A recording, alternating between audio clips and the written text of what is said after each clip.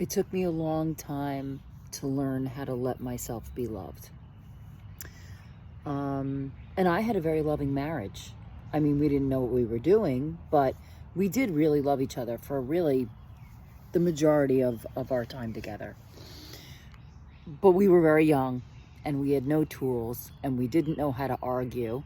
And I played a huge victim, and there were times where my ex was selfish and there were times where I was selfish too. And we weren't ultimately meant to be together. In fact, we're closer and probably more loving today because we're not together.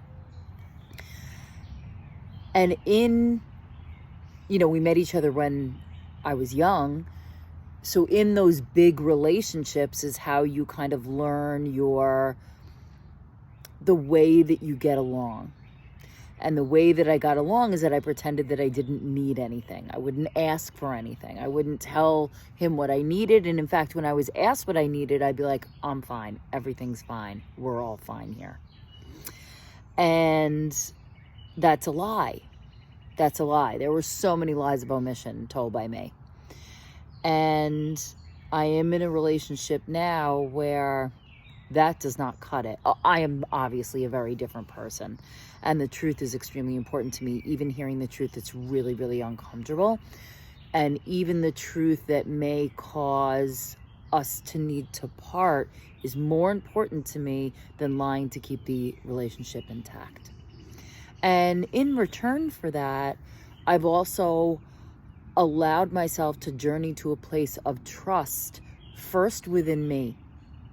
Because the first detriment to my relationship in the past that I see so clearly now is I remember saying I'm waiting for the other shoe to drop. And then it dropped. So I didn't trust him. And how can you possibly build a relationship if you trust but you still have a foot on the edge? If you're not going to jump off that cliff, you do not trust.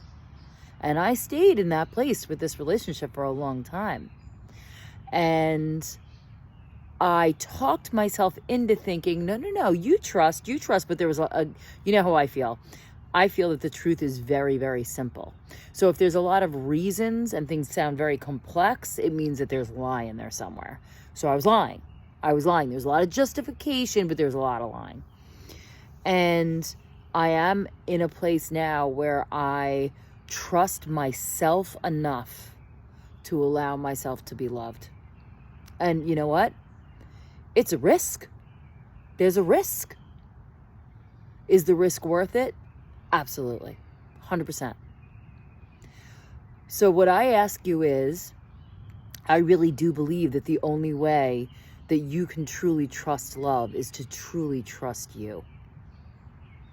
Because you are only going to trust your partner as much as you trust yourself. So what I ask you today is, how much do you trust yourself? And is that a measure of the depth of the trust in your relationship? And that's what comes up for me today. And I will see you tomorrow.